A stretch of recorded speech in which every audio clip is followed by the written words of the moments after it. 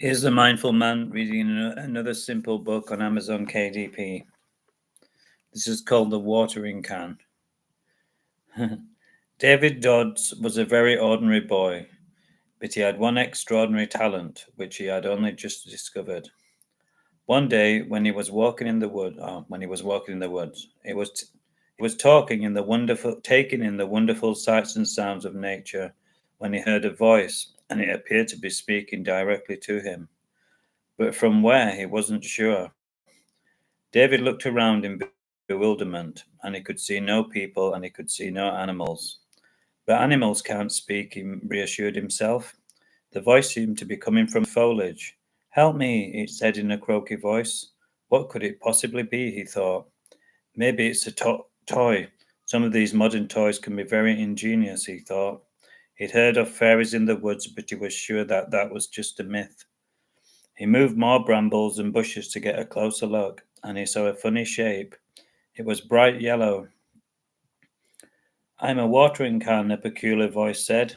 So David picked up the bright yellow watering can, and he thought he had lost his marbles. You can't be speaking, said David to the watering can. You have no mouth. David thought he must have knocked his head, and that this couldn't be real.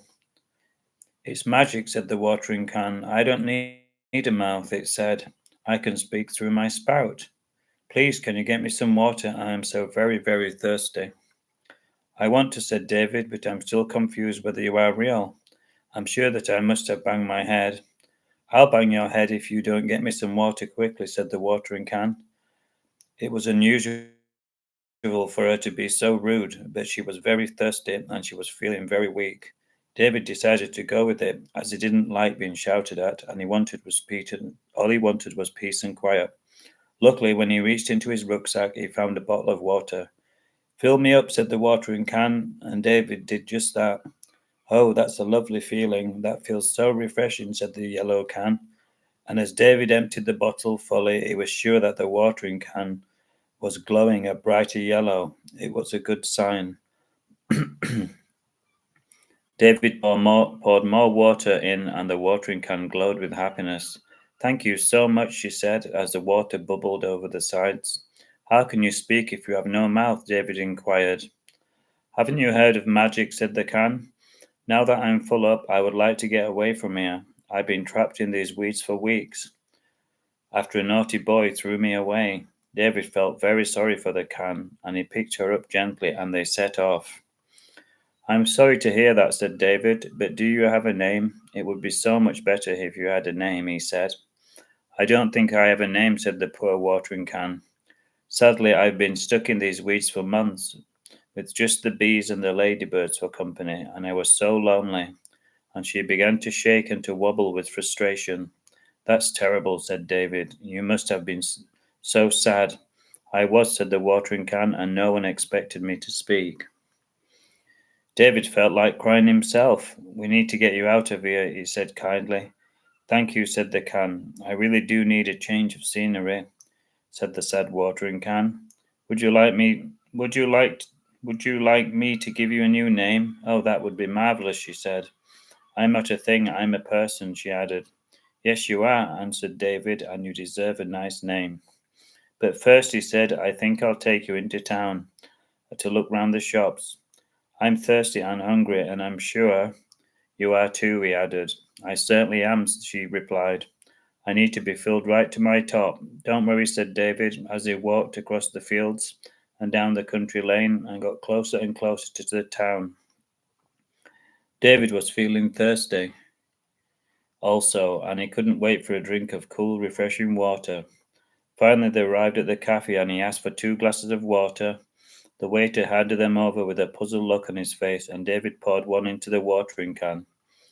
I suppose she's thirsty, said the shopkeeper, with a sarcastic tone in his voice. And then he carried on behind the bar, shaking his head. I'm not an it, she said, and luckily the shopkeeper didn't hear. David saw that the watering can had glowed an even brighter, more lovely yellow. I think I should call you Yellow, he said brightly. That's a nice name, said the newly christened Yellow, and she bubbled and glowed in the pleasure of a new name. It made her feel special.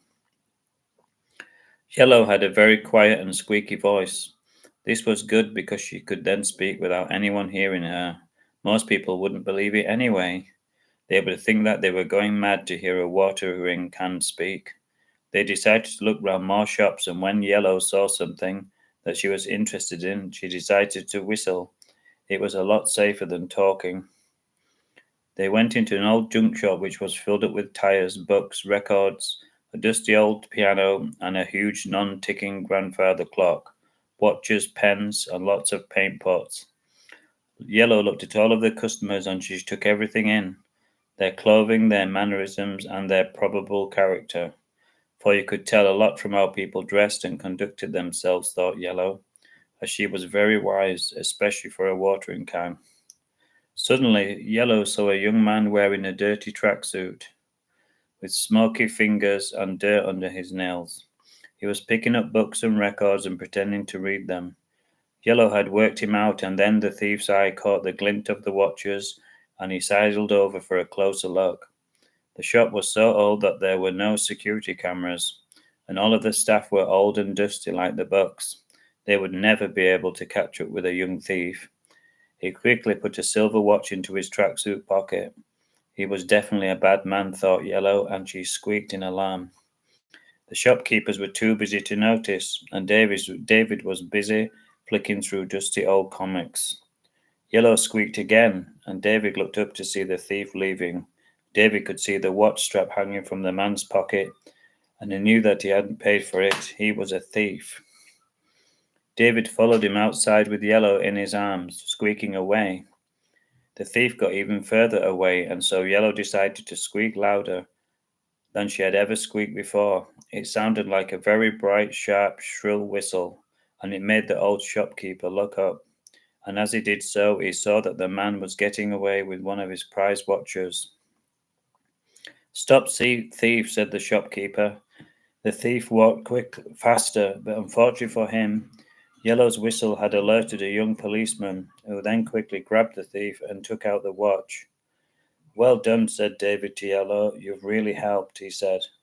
Yellow glowed with pride. After all, even watering cans know that it's wrong to steal.